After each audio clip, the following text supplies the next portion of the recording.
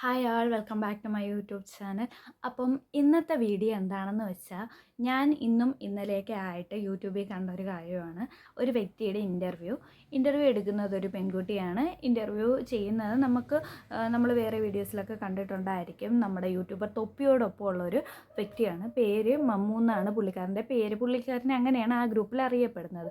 അപ്പോഴത്തേക്കും ആ വീഡിയോയിൽ കാണുന്നത് എന്താണെന്ന് വെച്ചാൽ ഈ പുള്ളിക്കാരൻ്റെ കുറച്ച് 2-3 വർഷം മുമ്പത്തെ പുള്ളിക്കാരൻ ഇപ്പോൾ പറയുന്നത് 19 വയസ്സെന്നാണ്. അപ്പോൾ 16-15 വയസ്സിലുള്ള പുള്ളിക്കാരൻ നടത്തിയ ചില കുൽസിത പ്രവൃത്തികളെക്കുറിച്ചാണ് ആ ഇൻ്റർവ്യൂവിൽ പുള്ളിക്കാരൻ പറയുന്നത്.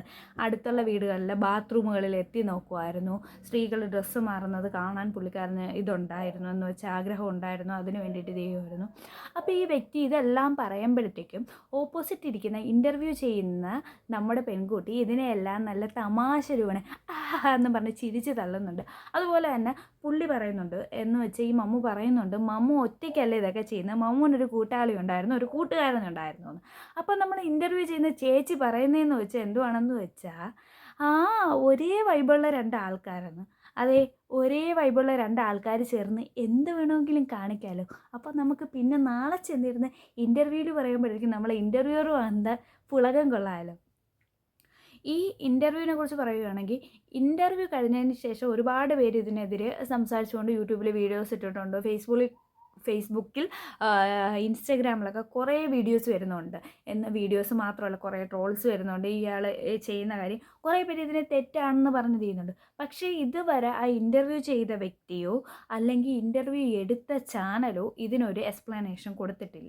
എനിക്ക് ചോദിക്കാനുള്ളത് അല്ലെങ്കിൽ എനിക്ക് പറയാനുള്ളത് എന്താണെന്ന് വെച്ചാൽ ഇതുപോലുള്ള സോഷ്യൽ മീഡിയ യൂട്യൂബിലും സോഷ്യൽ മീഡിയയിലും ഉള്ള ഈ ചാനലുകൾ എന്ത് കമ്മിറ്റ്മെൻറ്റാണ് വെക്കുന്നത്? കാരണമെന്ന് വെച്ചാൽ നമ്മുടെ മെയിൻ സ്ട്രീം ചാനലുകളെക്കാട്ടിയും വ്യൂവേഴ്സ് ഇപ്പോൾ ഇവർക്കുണ്ട്. എന്ന് വെച്ചാൽ ഇപ്പോൾ ആരും അങ്ങനെ ടി വി കാണാറില്ല. ടി വിയിൽ വരുന്ന ഇൻ്റർവ്യൂ നമ്മൾ കുത്തിയിരുന്ന് കേൾക്കാറ് പോലുമില്ല. കാരണം ഇടയ്ക്ക് ആഡ് വരുന്നുണ്ട്. യൂട്യൂബിലും ഫേസ്ബുക്കിലൊക്കെ വരുന്ന ആഡെന്ന് വെച്ചാൽ 15 സെക്കൻഡ് ആഡാണ്. അത് സ്കിപ്പ് അടിച്ച് അങ്ങ് പോകും. അതുകൊണ്ട് ഭൂരിഭാഗം ആൾക്കാരും കാണുന്നതെന്ന് വെച്ചാൽ ഈ യൂട്യൂബിൽ വരുന്ന ഈ ഇൻ്റർവ്യൂസൊക്കെയാണ്. അങ്ങനെയാണ് ആൾക്കാർ ന്യൂസ് പോലും ഇപ്പോൾ ആൾക്കാർ മൊബൈൽ ഫോണിലാണ് കാണുന്നത്. കാരണം നമുക്ക് എവിടെ ഇരുന്ന് വേണമെങ്കിലും കേൾക്കാനുള്ള ഇതിൽ. അപ്പോൾ ഒരുപാട് ആൾക്കാർ ഇത് കാണുമെന്നുള്ളതുകൊണ്ടും കുറേ പേര് ഇത് കേട്ടിട്ട് ഇൻഫ്ലുവൻസ് ആവുമെന്നുള്ളതും ഇവർക്കറിയാം. എന്നിട്ടും ഇതുവരെ ഈ തെറ്റ് തിരുത്താൻ ഇവർ നിന്നിട്ടില്ല. അയാളുടെ തെറ്റ് അക്സെപ്റ്റ് ചെയ്യുന്നതിനെ കുറിച്ചല്ല ഞാൻ സംസാരിക്കുന്നത്. ഈ ഇൻ്റർവ്യൂ എടുത്ത ആൾക്കാരെ കുറിച്ചാണ്.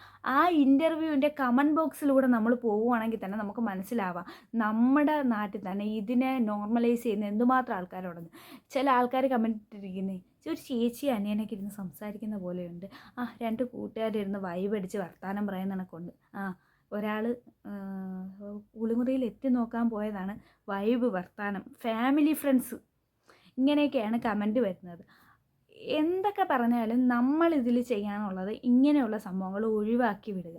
ഇത് വ്യൂവേഴ്സ് എന്ന നിലയിലാണ് പറയുന്നത്. വ്യൂവേഴ്സിൻ്റെ കോണിൽ നിന്ന് നോക്കുകയാണെങ്കിൽ നമ്മൾ ചെയ്യേണ്ടതെന്ന് വെച്ചാൽ ഇതിൽ ഇൻഫ്ലുവൻസ് ആവാതിരിക്കുക.